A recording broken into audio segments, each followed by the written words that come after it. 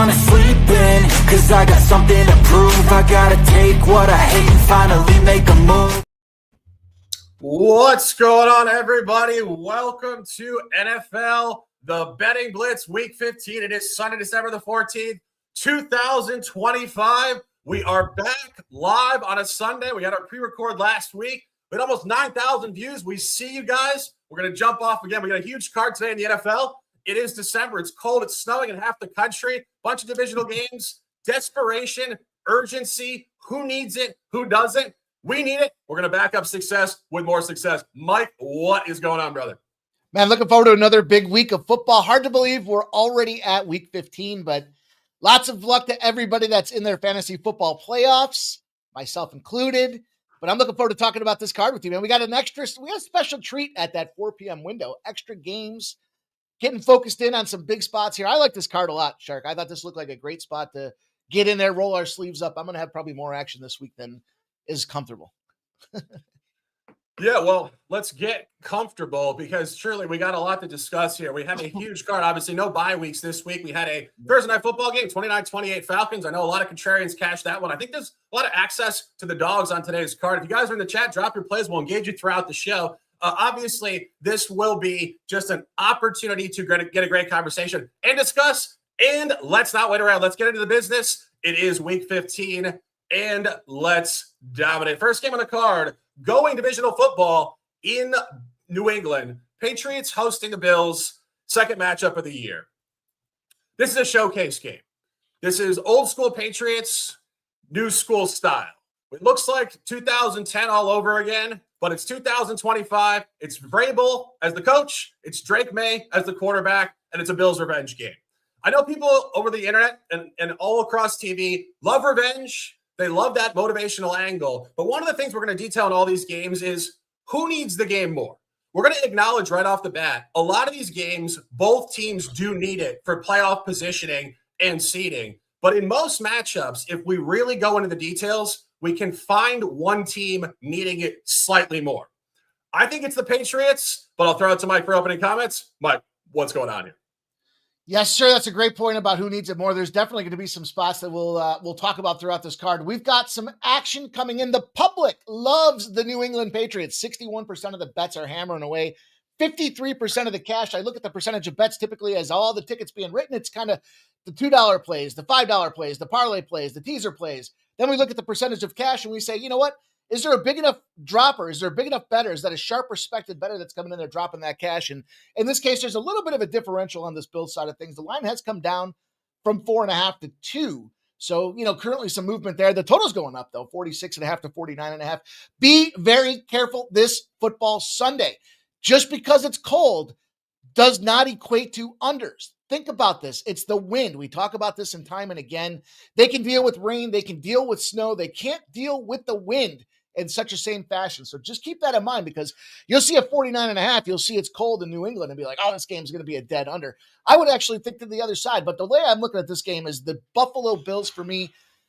Yes, they, we'll talk a little bit about who needs it and not, and maybe we'll see this one in both lenses here, but I think the Buffalo Bills absolutely need this game. They've been on a tough streak. Everyone's talking about how bad they're doing. We're going to buy low in Buffalo coming off a spread loss. We're going to buy high on the sell high on the New England Patriots coming off a spread cover. When the Patriots are between the threes, I always look at these threes and say, it's like cat slapping. The books don't know. Should they blow them out? Should they keep beaten down? And it's a rematch spot, meaning they already played the team once this year. The Patriots do not perform in those spots. When they're home, they're between the threes and they're in a rematch spot. They're 0-7 and they're losing games by almost 9 points a clip. It probably relates to the fact that they're an under team when they're at home, specifically after a Monday Night Football game. But the Buffalo Bills off a spread loss, this is where you're going to absolutely buy low. They're 10-3 straight up, and that's where I'm going to go with this play. I love this Buffalo Bills spot at -130. And Shark, I'll see what you have to say. Yeah, I've worn the Bills hat so many times. I'm wearing a navy shirt. I actually have a Patriots hat. I don't have it. I'm not going to bring it out. We're not going to bring a hat out for every game, but I'm going to give you guys a pass. We're getting at +2.5 now. And truthfully, this really goes into what we said. Both teams need this game. And when I started to go through this, I actually think the Patriots need this game more. The Patriots are currently the 2 seed in the AFC, slightly behind Denver. I think the Patriots need the 1 seed more than the Bills need to win this division or truly advance in the wild card seedings. And what I'm looking at here is the fact that the Patriots have a second-year quarterback going into the playoffs. Young quarterbacks in the playoffs do not travel well, particularly if Denver is the 1 seed. If you guys remember the old school Patriots, Vrabel's a linebacker, not a head coach. It's Belichick, it's Brady. But this brand of Patriots football, the worst stadiums ever in terms of road record, Miami and Denver. And you better believe in the facility this week, Vrabel's talking about this. Guys, in January, AFC Championship game, we do not want to play Mile High at Denver. That's going to be a center point today on December 14th. And truly, I think that motivation will ride. Looking at Buffalo, I think Buffalo's comfortable. And you might say, how are they comfortable? They're off an ATS 9 cover. They've kind of looked lackluster. Buffalo is seeing Josh Allen year 7. Okay? Buffalo has had home field numerous times. Has Buffalo ever gone to the Super Bowl coming out of their home stadium? No. I don't think they need home field to get to the Super Bowl. Of course, Mike, I'm with you on the point that they're not coming into this game saying, we don't need it, let's just lose. But I think somewhere subconsciously in the mind of the Bills, they know we haven't succeeded at home in Orchard Park. We've looked quite lackluster, notably against the Bengals in the AFC Championship going back a few years, actually second round, excuse me. Let's go on the road. Let's ball. We've almost beaten the Chiefs twice at Arrowhead. We're lethal on the road. That's the playoffs. Yep. How about the regular season? Buffalo has not been very good on the road. And very specific stuff here. Coming off of these showcase high-scoring out-of-division home games, they have been terrible going on the road. Win against Kansas City, 28-21. High-scoring, big game. Road division. Mike, you even called this one. 30-13 loss at Miami the following week. And most recently, 44-32, high-scoring game out of division. Baker Mayfield against the Bucs, 44-32, as I said. Road, 23-19 loss at Houston. This is the same spot. Huge win last week against Cincinnati, 39-34. Got to travel, Gillette Stadium. The Boston crowd is going to be wild. And something we've noted week after week with Buffalo, they just don't score the ball on the road. Yeah. They score at home, 60.8 points per game. Road, only 40.8. I think the Pats need it more. I think there's actually a coaching edge in this game. I think the camaraderie with the Patriots is bigger. I think they're in flow. It's momentum. And truthfully, I think the Bills over-rely on Josh Allen, and they're not as fortified as a group of 53 under McDermott. The line is actually short. The Bills laid 7.5, 8 at home. Should be about 4 on the road. It's 1.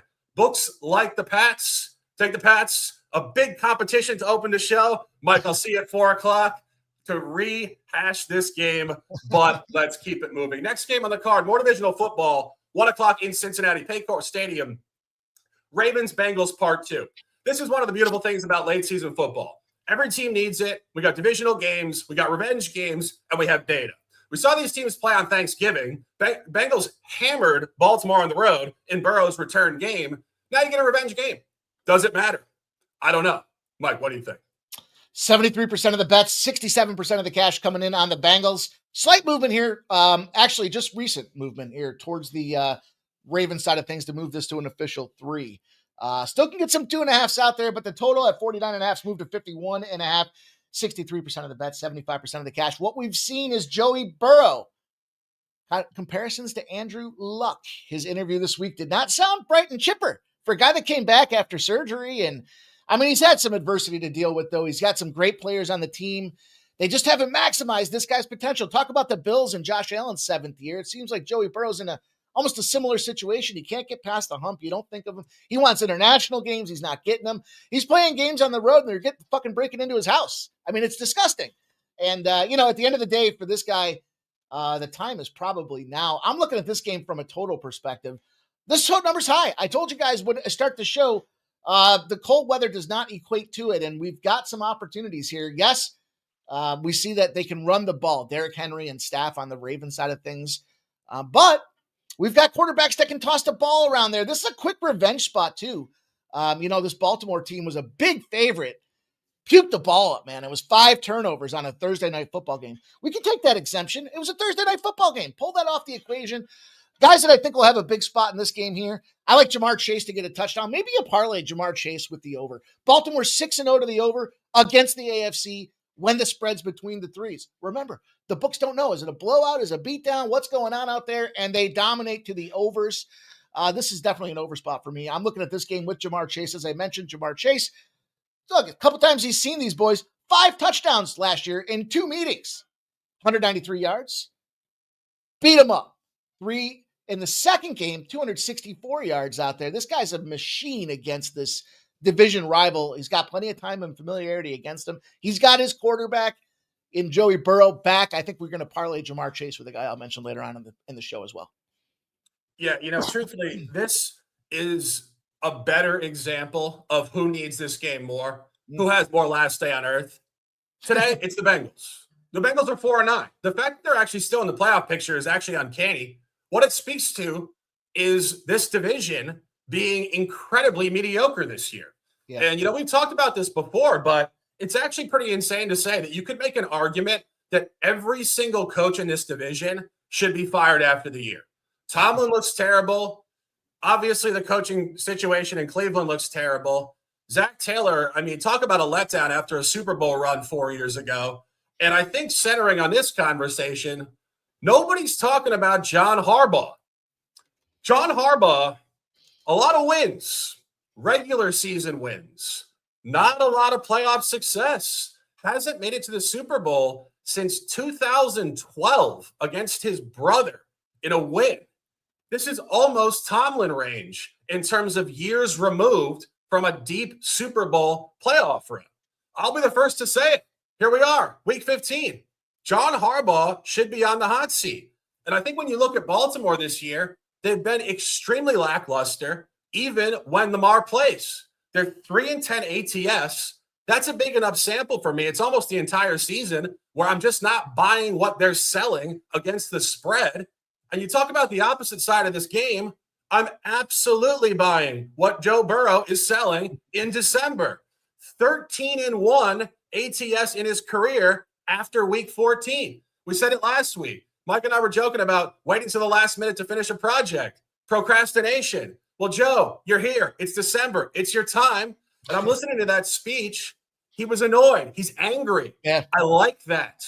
I think it invokes passion in the locker room. I got to be honest. Sometimes I listen to Lamar Jackson and I feel like he's a little too blasé. He's listening to a little Bone Thugs and Harmony, smoking a J in the Hummer.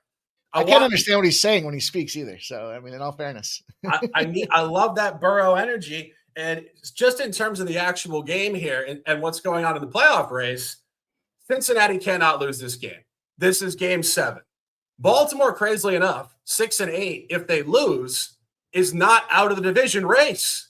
Mike and I actually think Pittsburgh's going to lose to Miami tomorrow night, which would make them 7-7. Baltimore plays Pittsburgh again. We think Pittsburgh could lose out.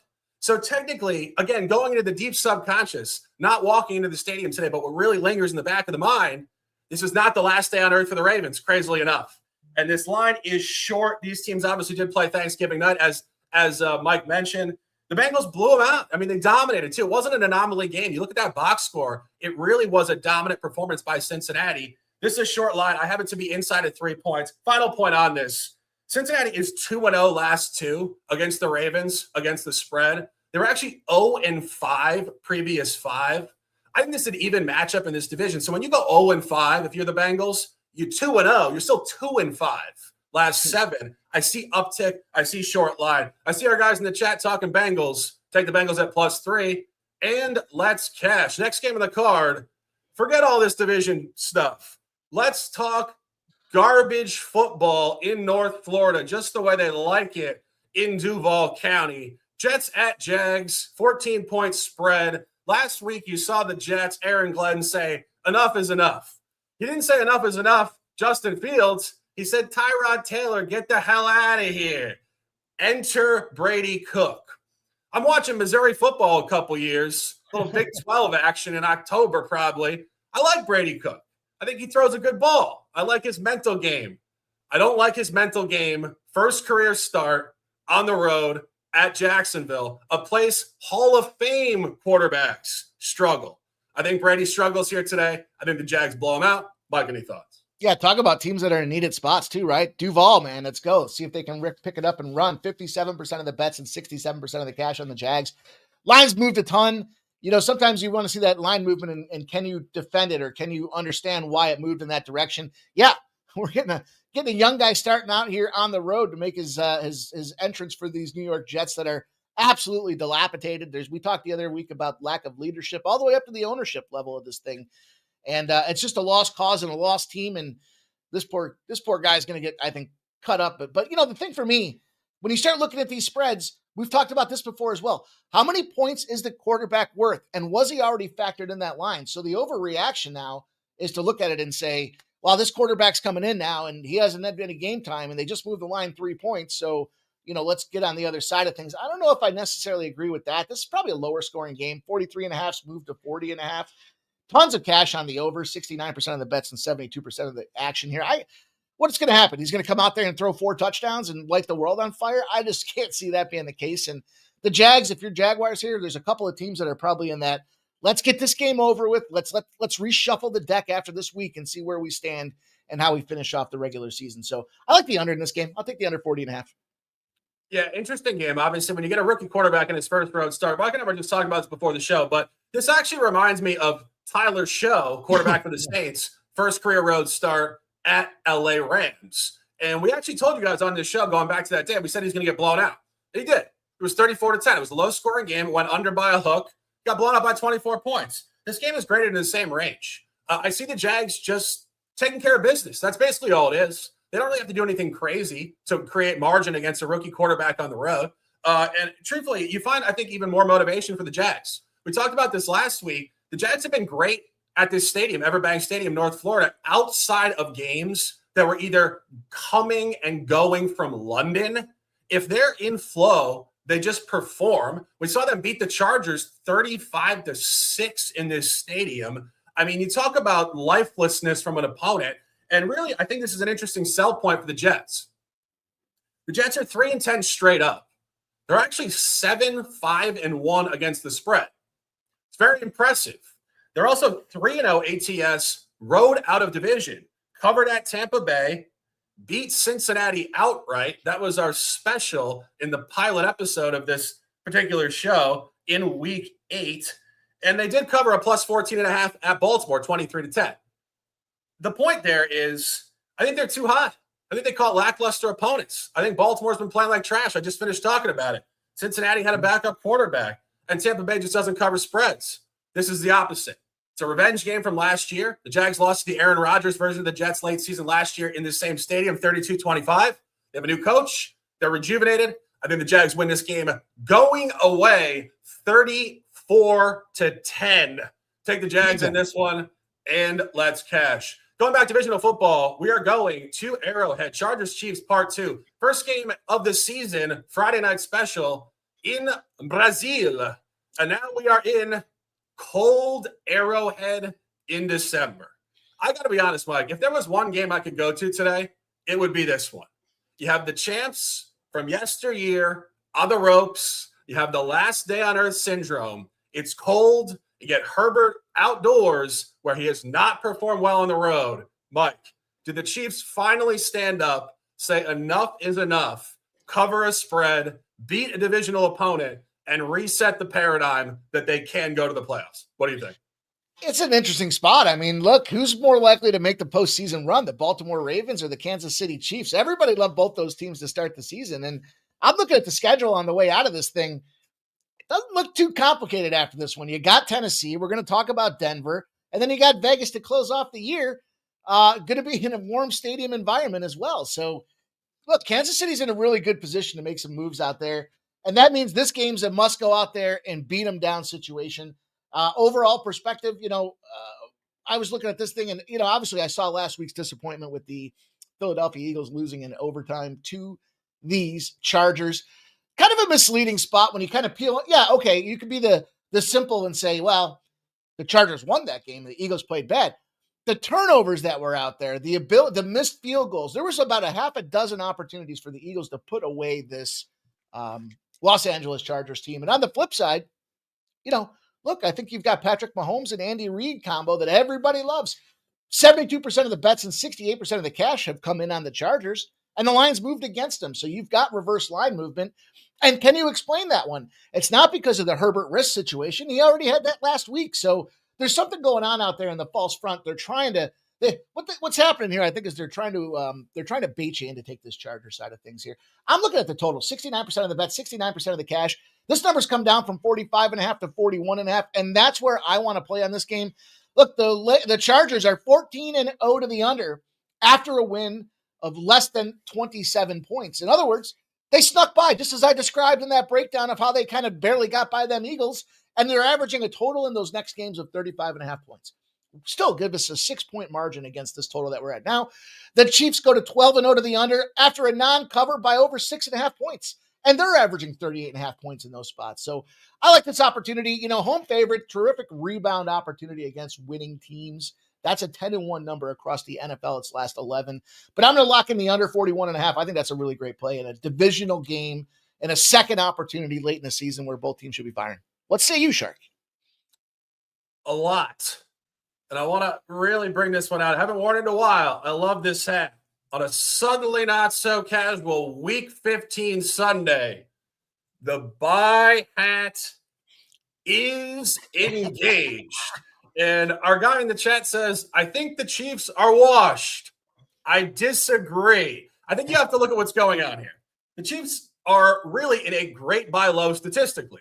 Mike, we've been talking about all year. When teams don't cover 4 consecutive games you buy, the Chiefs are beautifully 0-5 ATS last 5. That is a great market buy low for any team in the sport. And you go through these losses. They have 7 losses this year, 6 by 1 possession, almost all excruciating. And there's a hell of a lot of recency bias across the country in this handicap because everybody watched them on Sunday Night Football get manhandled at home by the Texans. Friendly reminder, the Texans have the number 1 defense in the league. This is not what the Chargers are doing in road games. Somebody else in the chat, shout to the chat. If you guys are in the chat, drop your comments. We're engaging you guys on this Sunday. The Chargers are not performing well on the road. They're off a short week, primetime win, where they didn't even perform well against the Eagles on Monday night. The Chargers are 1-4 ATS on the road. They've looked absolutely terrible, almost losing to the Titans, the Dolphins, getting absolutely smoked in Jacksonville, and actually laying down to the New York Giants. The polarization in the effectiveness of the Chargers is astounding.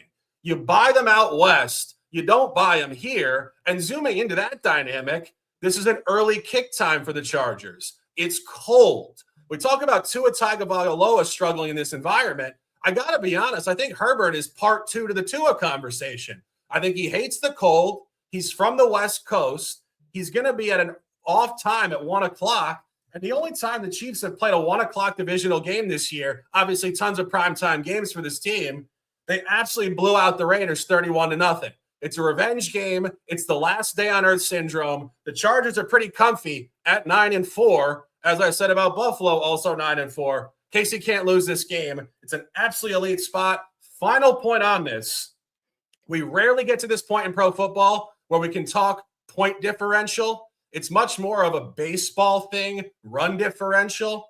It's fantastic here. The Chargers are 9-4 on the campaign straight up, plus 28 points. The Chiefs, 6-7, plus 63 points. That is an egregious anomaly. The Chiefs win this game by 7 points. Buy it, live it, love it, and let's dominate. Next game on the card, we're kind of flip-flopping big-time divisional games with absolutely disastrous games out of the division. However, we're not talking about watching the game at the bar. We're talking about handicapping. This is a disaster to watch, not a disaster to handicap. Mike, Brissett is on the road. Your eyes should light up. I know you love him. What's going on here? Look at this. I think this is going to be one of them pleasant little opportunities where we can align ourselves here because, we saw this Texans team. They're getting healthy. We talked about them 3 weeks ago. They're getting their players back. Then CJ Stroud comes back. Nico Collins comes back. big time playmakers, offensive line gets healthy. This line's moved an absolute ton from 2.5 to 10.5 right now. Tons of money pouring in, 59% of the bets, 70% of the cash on the Texans. 45.5 down to 42.5 out there. And I'm looking at this Cardinals side of things. I know they're 3-10. For some reason, something inside of me is wondering what the heck is going on with this line. Why is it?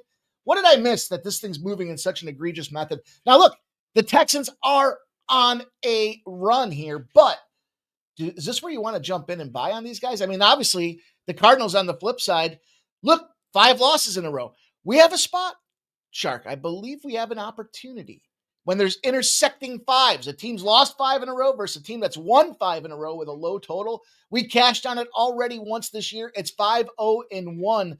That'd be these Cardinals. And look, they're not the best when it comes, going on the road off a home loss in a dog position, but way too many points out there. Arizona 8-0 to the over when they're in that dog roll, and the total's bigger than 38.5 out there. They're going over the number by 12 points, and it's predominantly Arizona that's driving the conversation out there.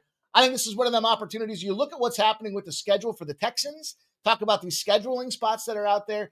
Easy to look, you just had a big win against Kansas City. You got Arizona. You got the Raiders on deck. You finish off the year against a big divisional game with the Chargers. I think this is an easy one to snooze past out there. Too many points. I'm going to take the points. Give me the 10.5 here on these Arizona Cardinals. Yeah, I totally agree. I think this is an absolutely terrible spot for the Texans, and it's kind of the polar opposite of what I said about the Chiefs buying low. The Texans are just too hot. They're 5-0 last 5. They're coming off of huge wins.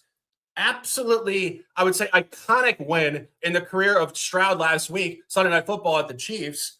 Prior to that, coming off an injury, road win at Indianapolis, who at the time was at the top of the AFC South. So, again, try to get in the mind of these athletes. You really just overexerted on the road. 2 huge efforts. Now you come home. Could this be any more flat of a spot? And something I was thinking about, actually, when I handicapped this card yesterday, this is week 15 in the NFL. It kind of reminds me of late season college football, like week 12, when all of a sudden you see a team like Alabama schedule an FCS team like Mercer. And everybody says, why the hell are they playing an FCS team in the middle of the SEC calendar? What's the point? This is actually what's going on here today.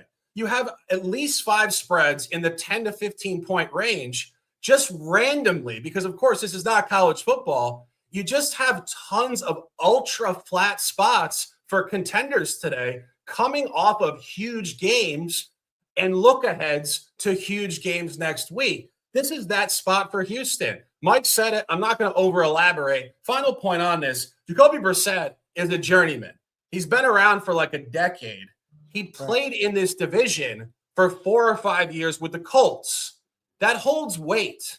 And truthfully, to be a journeyman backup and be in all these commercials and this whole thing, you really have to have a competitive drive in you to maintain. You know how many people on this planet could be a backup quarterback that played D1 ball and are not?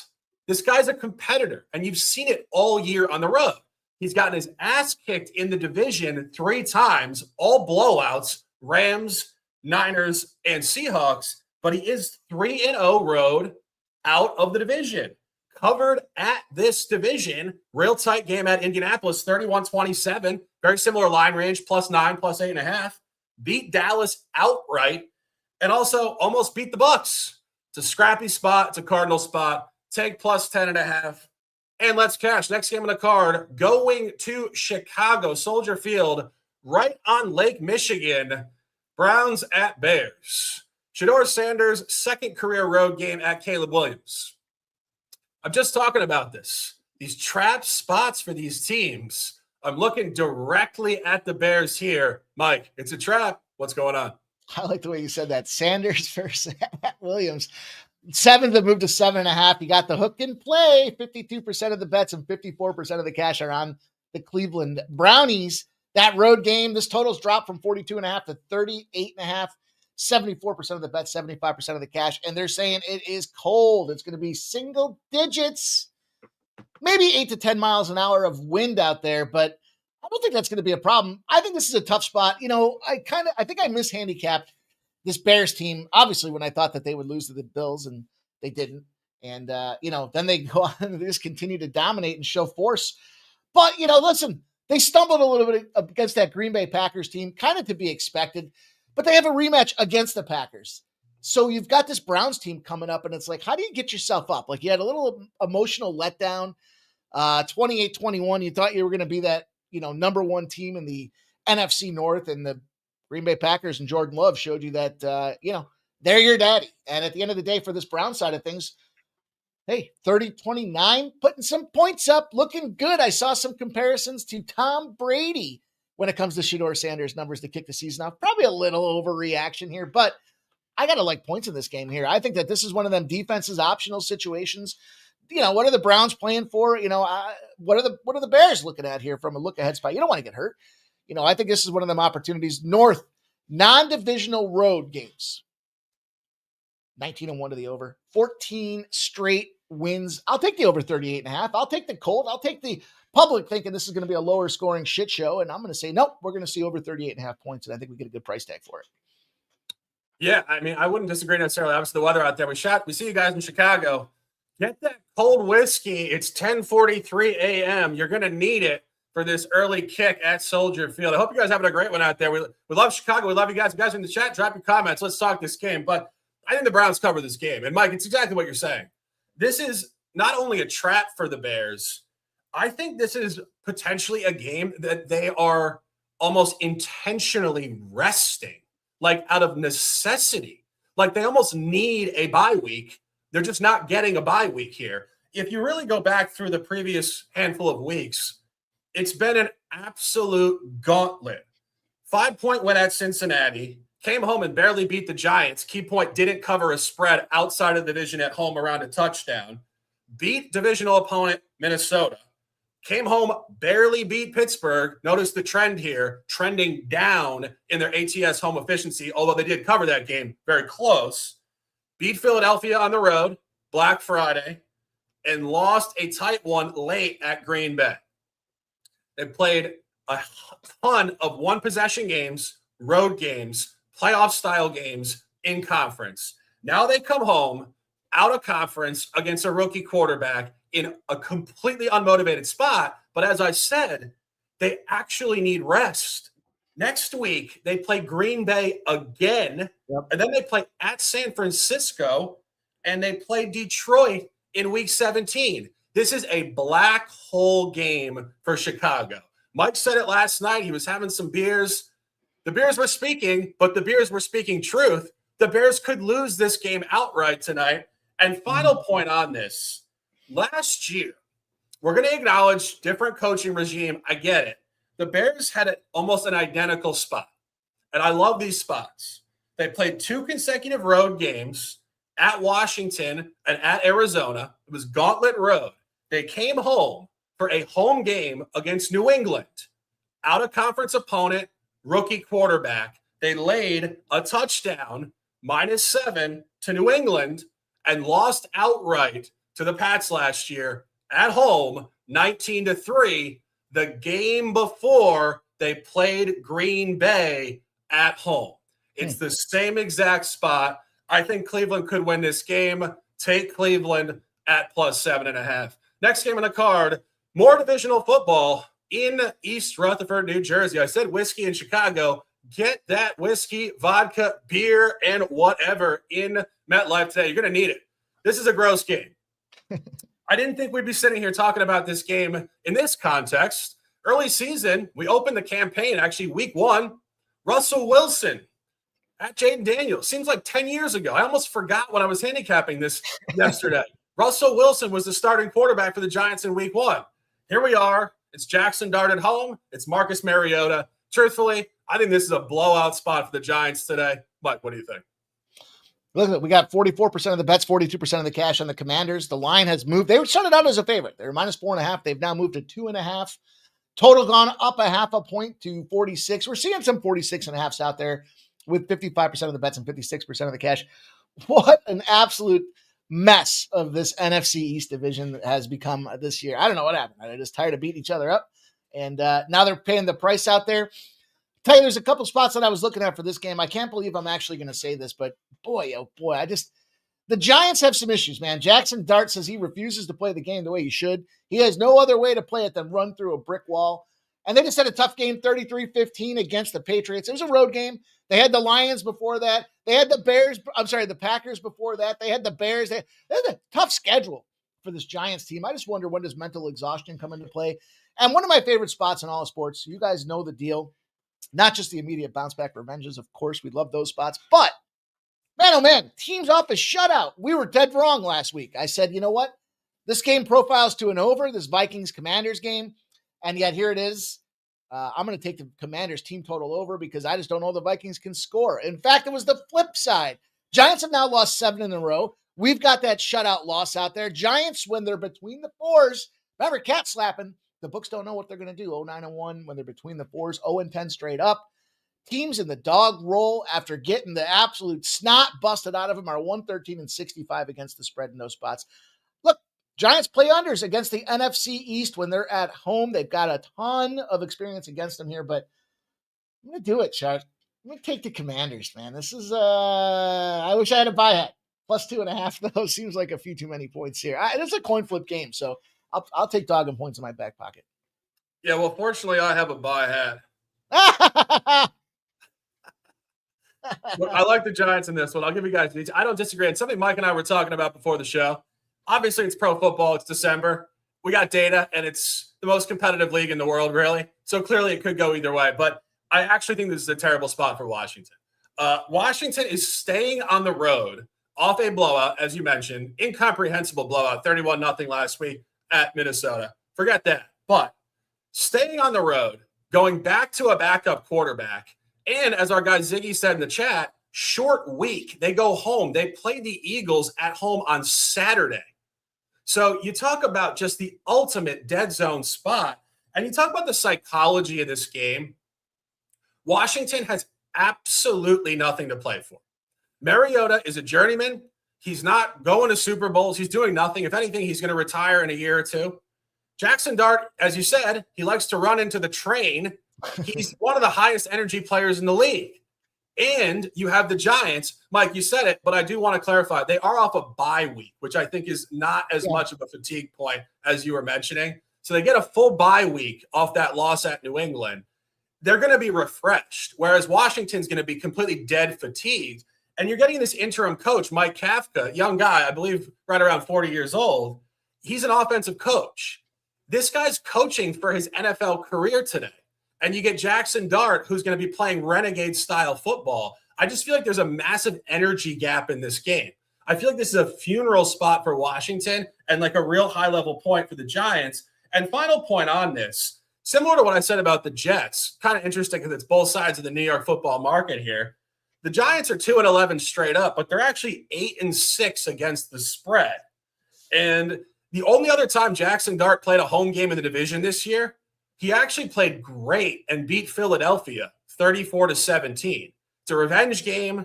As I mentioned, the Giants got beat down in the opener in Washington with Russell Wilson at the helm, 21-6. Giants are favored. I like the Giants. Mike, we disagree on this one, but we agree on one thing. Always an opportunity to dominate. Breaking news, real quick on this one. Breaking news that just came through.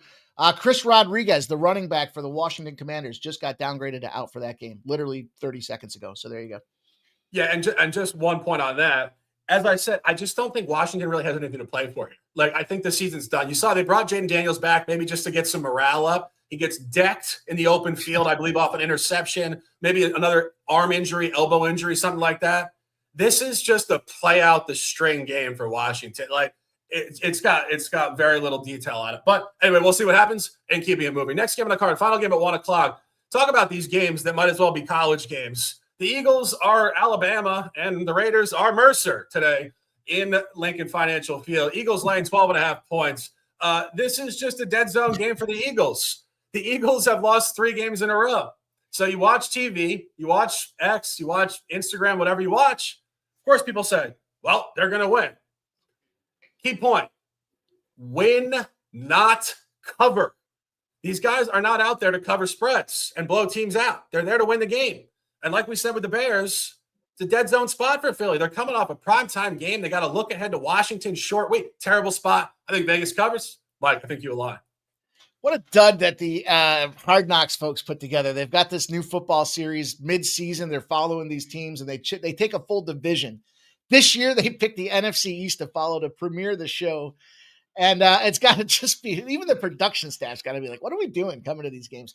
You know, you got 64% of the bets and 64% of the cash on the Eagles. 10.5 have moved to 12.5. The sky is falling. Everybody knows it. This is a mess of a team. Right now, they've got offensive line issues. I think that's the big deal here. You know, they're catching a lot of flack. I mentioned last week, but just poor execution against that Chargers team because they should have won that game. And that's not just a bias. That's a look at A.J. Brown, 2 big drops in the fourth quarter. We saw a holding penalty that gets a running touchdown called back. We saw missed field goals and doinks. We saw that turnover in the red zone to end the game out there. It was bad execution. I don't know what this positivity bullshit was with the duck in the locker room, but that was a one and done experiment. Felt like a kindergarten teacher that came back from a boot camp saying, I got some really great ideas, and it just doesn't work. That being said, though, way too many points for this Eagles team. How can you look anywhere but the Raiders at 12.5? Now you got the Kenny Pickett factor, and it's a homecoming. This is a South Jersey kid. He's going to have a ton of fans in the stands. He's going to be looking to go out there and execute at a high rate against this Eagles team. He's probably thinking there's some vulnerability, and can the Raiders score enough points to go out there and contend with this Eagles team will be the question, but I can't look anywhere else but 12.5. A couple of things going on. Jalen Hurts 0-6 in the double-digit. I'm sorry. I think he was 0-6 in the double-digit favorite role. Not a guy that performs when you're putting out those double digits. Him and Josh Allen, surprisingly, 2 of my favorite quarterbacks.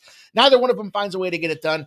Eagles 0-16 when the total's less than a 52 after a loss and recorded 8 or more sacks. Thank you to the statue that is Justin Herbert for those 8+ sacks. It illuminates the path to victory for us here with that 0-16. And then last but not least, the Sharp Respected Betting Report came in and identified a Sharp Respected Betting hammering on the Las Vegas Raiders. 12.5 for me, Shark. What say you? I agree 100%. I mean, you're giving all the details. Just one final point on this, or actually elaborating for a second. I think this Kenny Pickett dynamic is actually a huge one for the Raiders today. As you said, he grew up in this area. He went to Pitt. He played for the Eagles. I mean, it's a huge spot for this kid. And he actually looked good in limited duty this year, the last couple of weeks with the Raiders. And he actually looked pretty solid last year with Philadelphia in relief. And truthfully, you know, we're talking about Pittsburgh. I think Pittsburgh kind of had a short leash with this guy. I mean, has Pittsburgh really improved since? Not really. They recycled Russell Wilson, Justin Fields, Aaron Rodgers, old names. They would have almost been better off letting Kenny Pickett go through his growing pains, learn how to read defenses, and get the ball out quickly. I think Pittsburgh may have made a mistake. They haven't really looked better. But here's the point. Kenny Pickett has looked better. He does look better. And this is going to be a tight game. This is not where the Birds perform. In the last 2 years, the Birds are 3-6 at home, ATS outside of the division. They're 0-4 ATS last 2 years at home, out of division, if laying 7 or more points. And as I said, this is win, not cover. And if you look at what's going on with the Eagles, again, I try to get in the mind of these guys. You just come off an excruciating loss on the West Coast. Monday Night Football, short week. They probably didn't even get to practice until Wednesday or Thursday. And they got a divisional game next Saturday at 5 o'clock, short week look ahead. You rarely ever find spots in pro football where you're getting a short week with poor travel entering the game and going forward. This is an unprecedented spot for the Eagles. It's an awful spot. And if you look at their motivation, they're actually still kind of comfortably in control of this division. They're 8-5. The Cowboys are 6-1. And the Eagles get to play Washington twice in the next 3 weeks to close. So if you're Sirianni, if you're Hurts, you know you're going to beat Washington twice. And you got to play Buffalo, I believe, one of these games. Yeah. So you got to play Buffalo, but forget it. All you're trying to do is get to the playoffs uninjured. Right. So you're going to coast. You're going to beat the Raiders by 3 points here. You're going to beat Washington twice. That's 3 wins. All of a sudden, you're 11-6. Who cares? All of a sudden, it's January. It's the wild card playoffs. That's where they turn up. It's not a turn-up game. Take the Raiders. And let's cash. 45 minutes. We got a lot of details. It's week 15, and we got a break. Make sure you guys smash that thumbs up button. If you're checking us out on Twitter, migrate on over to the YouTube side of things. You can leave comments. Let us know your best bets in the chat. But more importantly, if you like what you're hearing here, make sure you hit that thumbs up button for us.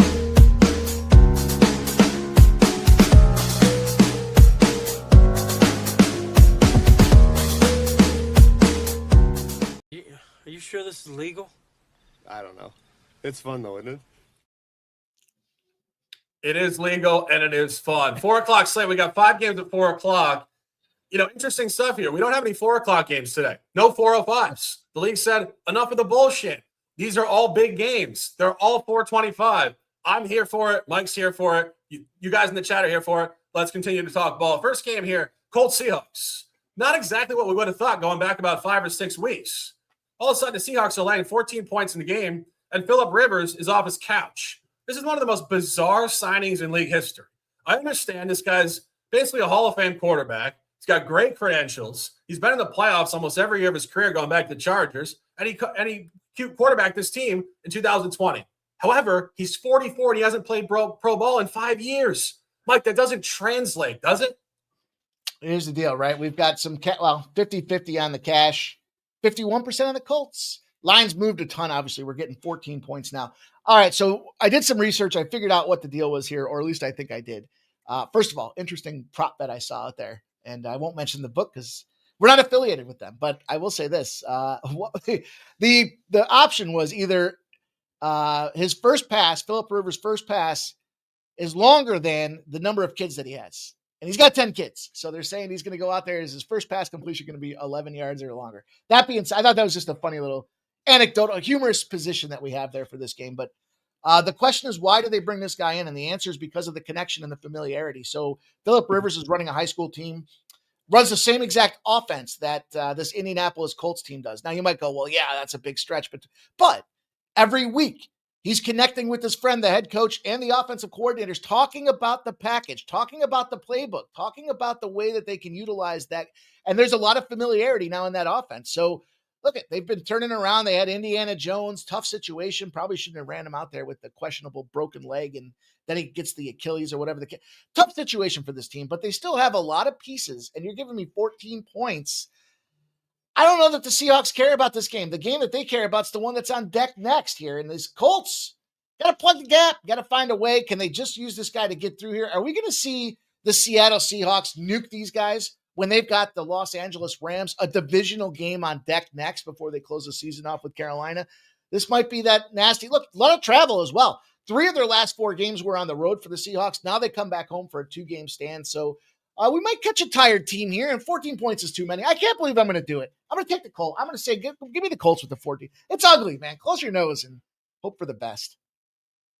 Yeah, when I was looking at this yesterday, I definitely thought to myself, this is going to be a Mike special.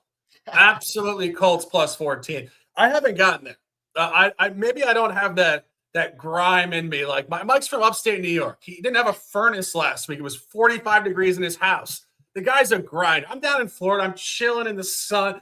I don't like these 14 dogs. But that all being said, I wouldn't necessarily disagree. It's not a great spot for the Seahawks. They're coming off a road blowout, short week. They got the Rams on Thursday. It's a terrible spot. You look at what's going on with the Colts. I didn't realize that he'd been in touch with his coaching staff and the whole thing. Like, that makes more sense now, obviously. This is a well-coached team. Shane Steichen is a very good NFL head coach. He's going to have them ready in some format. They actually do need this game. They're right in the division race and the wild card race in the AFC. And if you really start to look at the Rivers situation, it reminds me of when we saw Flacco come off his couch to quarterback a few years ago. He covered spreads. He just was a gunslinger. And I think that's what you're going to see. I think you're actually going to see a lot of points in this game. I think Rivers has nothing to lose. He's not going to hold back. I think the Seahawks are going to kind of reserve energy, as we said, funky spot. I think they might give up points defensively. And I think the Colts are open for business against Darnold and these boys who are going to sling it. The top look in this game for me would be the over. It has nothing to do with the line at 42.5, because obviously when a quarterback comes off his couch like this, everything is very anecdotal. I think it's classic older quarterback, sling it, let it rip, nothing to lose. Not going to go into immense detail. Mike likes plus 14. I like the over. And let's keep it moving. Next game on the card. This is a great game. Broncos hosting the Packers, 425 in Denver.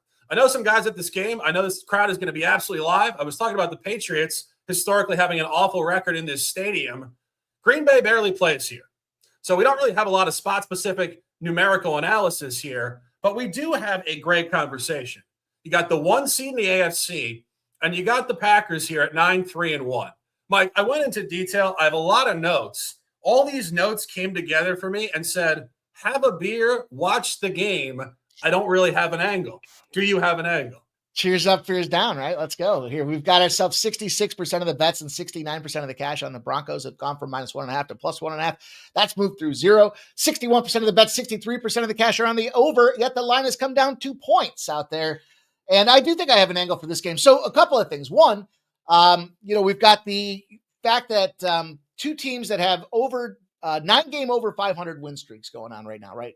So we've got winning teams, exceptionally high level winning teams.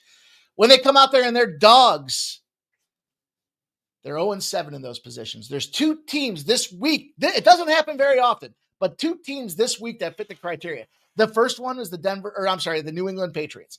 Team that's 9 games or more over 500. They're a dog. I already gave you them as the loser. That's going to move that thing to 0-8, but I think the trend ends in that spot there because while Bo Nix has had the second easiest schedule, ironically, Patriots have had the easiest schedule.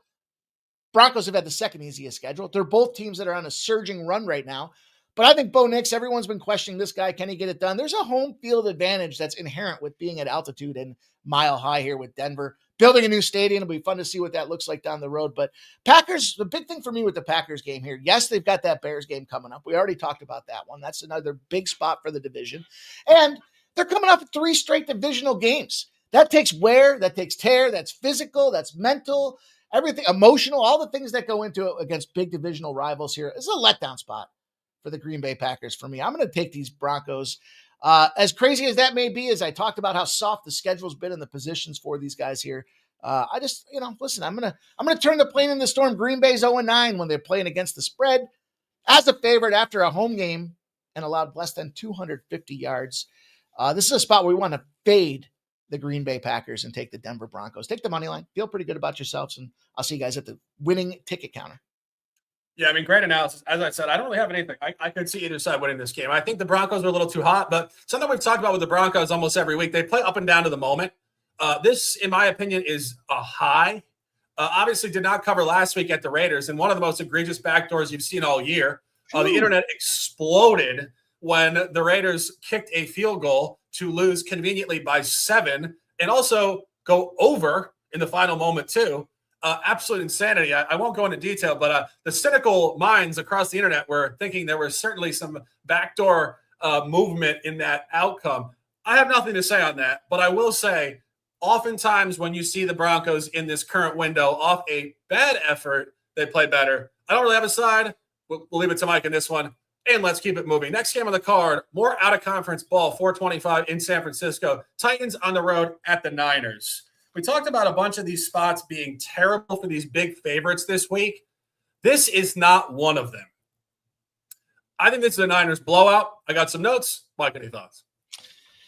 This might be one of the few games I really don't have too many thoughts on. I mean, I like the ugly dogs, but San Francisco's been out there beating teams up, and they've got their teams back. They've got their pieces back. I need Kittle for my fantasy teams, so emotional investment makes it hard for me to want to put my actual betting money on there. 71% of the bets, 78% of the cash. I know some of you guys like hearing those numbers, so keep giving us the positive comments in the chat. We'll keep embracing the things that you guys enjoy as you're capping out there. That's a big 5-point move.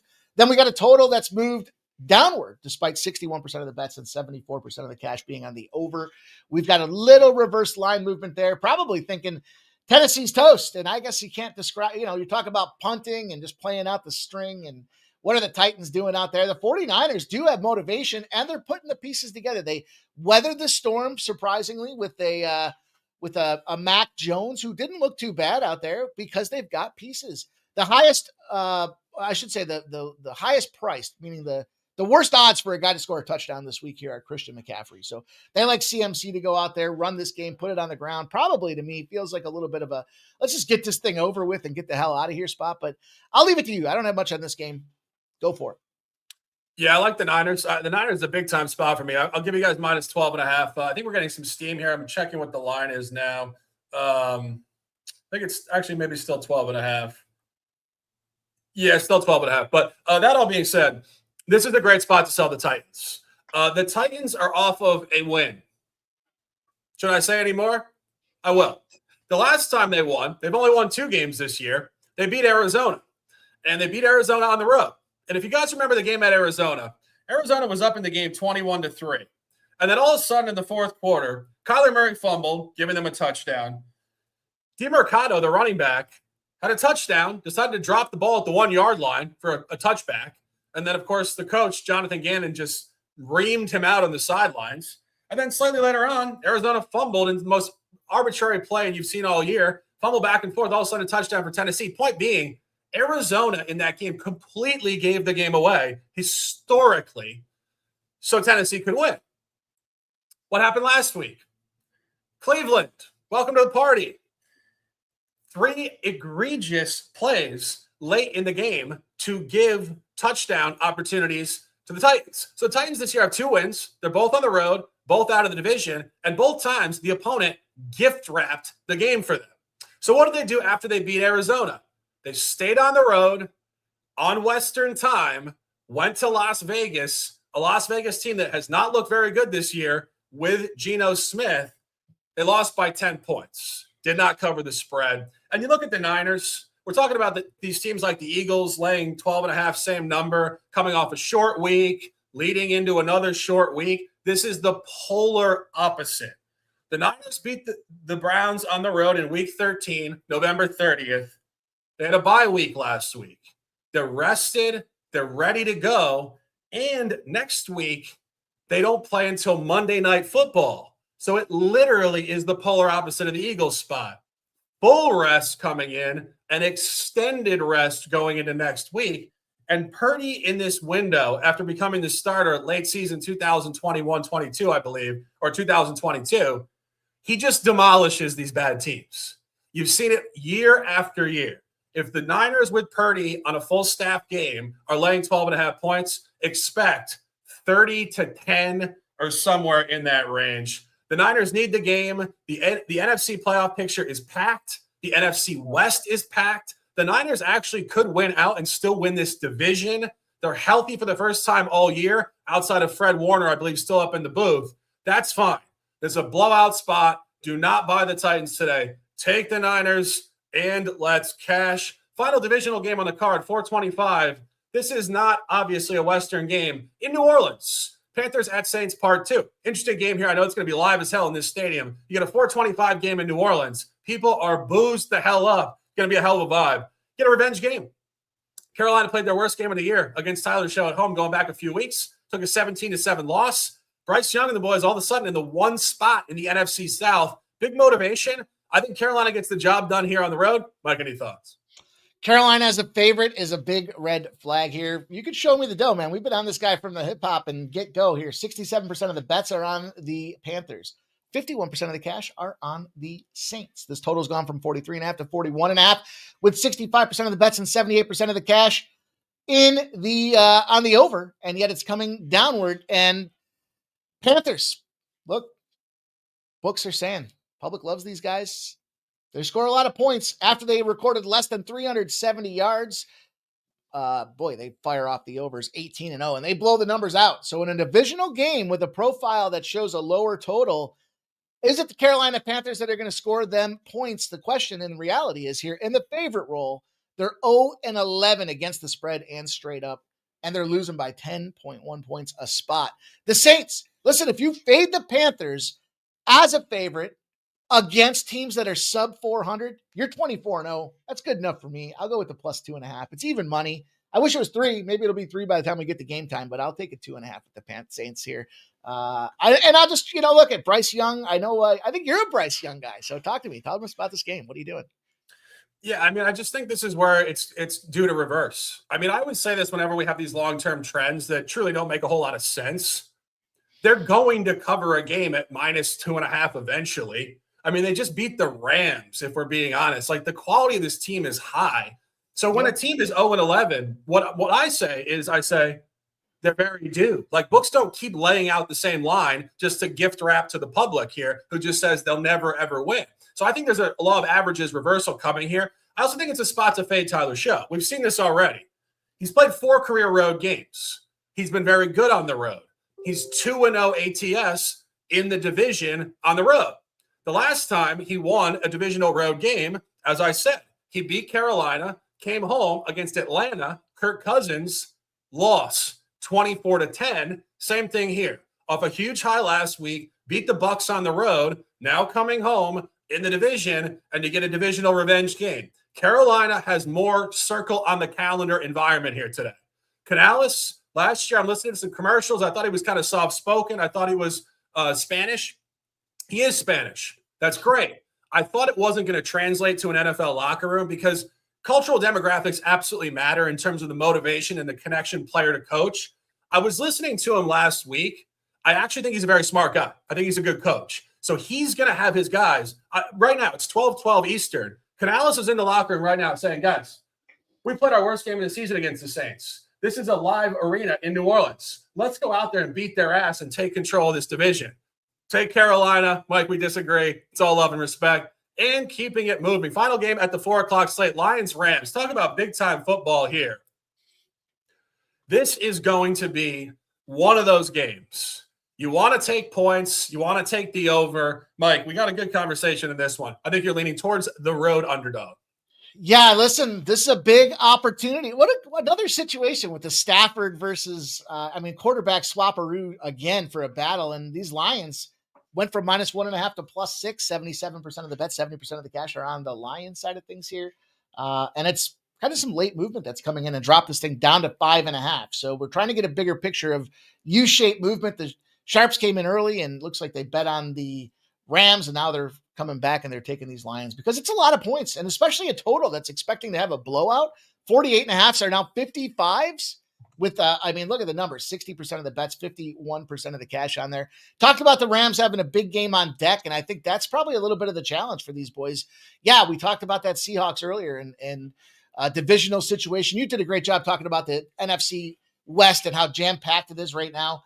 Rams just came off an absolute bludgeoning. Now, we called some of these spots. We called the Rams losing to Carolina outright, wrong team favored. Not even just that they're going to win. We called the Tampa Bay Bucks losing to them as well. So very dialed into this Rams team. Called them beating the shit out of Arizona last week, and that they did. Flip side of things, the Lions went down and handled Dallas, or I should say handled Dallas at home. But, I think that they've had the more, I don't want to say easy schedule, but less travel for sure in a position where they need to go out there and continue to stack points. That NFC North is jam-packed right now on top of that. So, I'm looking at this one here, and I just like this dog. I like the position. Detroit, road after a home game, systemically 17-0 against the spread for them boys out there. There's a lot of points. It's too many points. This is a tighter game than 6. I think you get that +6 with the Lions, and you feel damn good about yourself. Yeah, I agree. I think you're going to see a tight, high-scoring game. This game reminds me of a game you saw earlier this year where the Lions played at the Ravens. It was a very similar line structure. They were right around +4.5, +5. Did beat the Ravens actually 38-30. And the line was actually identical to the total currently, 54, 54.5. So what you're going to see here is you're going to see a really high-scoring, back-and-forth game leaning towards the underdog. And this goes back to what we said in the 1 o'clock slate. Who has more last day on earth in them today? It is unequivocally the Lions. The Lions currently are not even in the playoffs. They're the 8th seed, and it's an absolute logjam. They're one game back of the Bears and the Niners. The Rams are the 1 seed. They are kind of just good. And, truthfully, that sounds a little blasé because it's pro football once a week. I get it. It's December, but they don't have as much desperation in this game. The Lions absolutely need this game. And you really go through this. Since the trade, obviously, which brought Goff to Detroit and Stafford to LA, these teams have played 3 times. The underdog is 3-0 against the spread. So it's just a competitive dynamic that's bigger than this actual matchup, Lions-Rams. These are 2 teams that are closely knit in terms of the architecture and artistry, if you want to call it, of league history. That trade, March 18th, 2021, changed pro football, if we're being honest. Like, Mike, when we're sitting here and we're 98 years old and you're sitting there drinking a Diet Coke after a nice night of whiskey and rum, and I'm sitting here having a glass of water and a coffee, we're talking ball. We're going to say, remember when we talked about that trade and it just changed the whole league? Stafford for Goff. The Rams won a Super Bowl. McVay became the guy. Dan Campbell, prior to acquiring Goff, could barely win a football game. You got to remember, The Lions were 0-10-1 4 years ago, the first 11 games with Goff. It's an incredible thing. You're going to see a tight game, a high-scoring game. My top look in this game is the over at 54.5. Not going to go any further with it. Get a beer, take the over, take the underdog. Let's do all three, and let's cash. Final game on the card, late night game on the East Coast, 8:20. Vikings at Cowboys. This game, in my opinion, is very difficult. Not so much because Dallas is involved, but because Minnesota is involved. I really don't have a feel for Minnesota. Last week, I thought Washington would go in there and win and take care of McCarthy, who had looked awful. All of a sudden, McCarthy looks very good. And now we're kind of left hanging here in terms of, is he good? Was that an anomaly? Is he not good? Truthfully, Mike, this is a tough game. Do you have anything here? Yeah, listen, I'm not a Dallas Cowboys fan. You guys have heard me say that and then some here, but I'm not a J.J. McCarthy fan either. Look at 2.5s have moved to 5.5s. It's crossed through. It's an 8-point swing now on this Cowboy side of things with heavy action coming in on these boys here. You've got 68% of the bets, 66% of the cash on the Cowboys, 76% on the over, 80% of the cash on the over in this spot out there. And we talked about it. Here's the thing. For me, it's as simple as this. We fade teams after they played the Lions. That's been something I've been doing for 2 years now. And the reason it pays dividends is that's a physical team.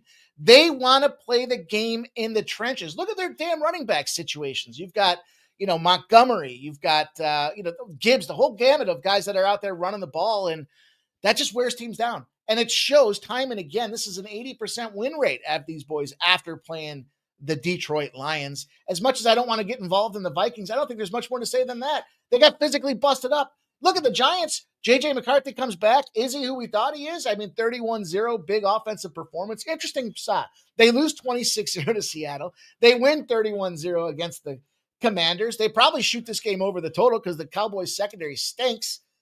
Pickens probably has a big game because they've been picking on Pickens for his lack of engagement and effort and secondary chances last week out there. So probably see some points being scored, but I'm going to take the 6.5 with the Vikings on the road.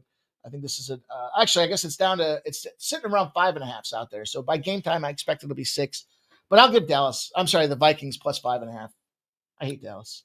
I couldn't talk you off it. I really don't have a side in this game. Obviously, late night game. Last week we did hit the dog. Obviously, Houston beating Kansas City outright. I could absolutely see it. As I said, McCarthy's a tough read for me. Dallas will do what they do. They play great offense. Their defense is sketchy. Obviously, Trayvon Diggs probably at some point getting traded soon. It seems like the reports are he's kind of done with the franchise. But just take the over, in my opinion, and enjoy. Not an official play there, though. Do not love the game. That's $1.08. A lot of games this week. Big conversation, and we got best bets. Let's go. We got them best bets. Let me get the old clip going. Just writing things down.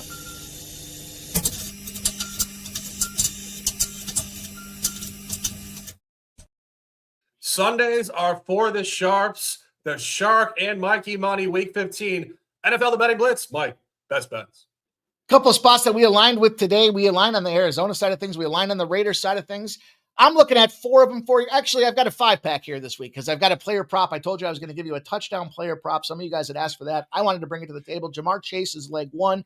Devontae Adams in that Rams side of things is leg number 2. That's a plus 150 for those two boys to get a touchdown. I'm going to go Kansas City under 41.5 in the divisional battle. I'm going with the Bills money line in the divisional battle. I've got the Vegas Raiders to beat down that busted up Eagles team at plus 12.5. And I'm going to go an under, given some of that injury updated news in the Giants and Commanders game. Give me the under 46.5. That's KC under 41.5. That's the Bills money line. Vegas plus 12.5. The Giants under 46.5. And Chase Adams touchdown combo. Shark, what say you? I'll give you 4 top plays. We got a bunch of plays posted on X. If you guys haven't followed on X, please do. Mikey Money, little transition. No longer Pip Slap. Now Mikey Money Professional. And of course, Sharks and Sports 88 on X. I'll give you the 4 top plays. We do have 10 or 11 and VIP specials if you guys want to sign up on Winnable. Cleveland plus 7.5, Kansas City minus 5.5, San Francisco minus 12.5, and Detroit Rams over 54.5. We appreciate you guys in the chat hanging out with us for an hour 10. As I said, these shows get a little bit longer as we get late season, no bye weeks, and really a ton of information. Mike, give them some words, and I'll close them out. Appreciate all the people checking us out here. Make sure you do follow the Sports Money Network over on YouTube. We've got content with you guys 7 days a week, plenty of live streams. We'll be live tonight. If you guys want to hang out, have some fun, grab a beverage and watch some Sunday Night Football, make some live bets with that Vikings and Cowboys game, you can join us over there at the Sports Money Network. Thank you guys all. Make sure you smash that thumbs up button. And we'll be back to do it again next week, week 16, as we round the corner for the finish line in the NFL regular season. Shark, thanks for having us. Let's do it, boys. Absolutely. As I said, we appreciate you guys. I know not everybody's in the chat. People are living their lives. We see you guys out there in the woods of the world, always dominating with us. That is NFL, the Betting Blitz, week 15. It is Sunday, December the 14th, 2025. Always bet responsibly. Take care of your life. We'll be back here next Sunday, and it is an opportunity to dominate. For Mike, I am the Shark. Stay fast, stay strong, stay disciplined, and let's dominate.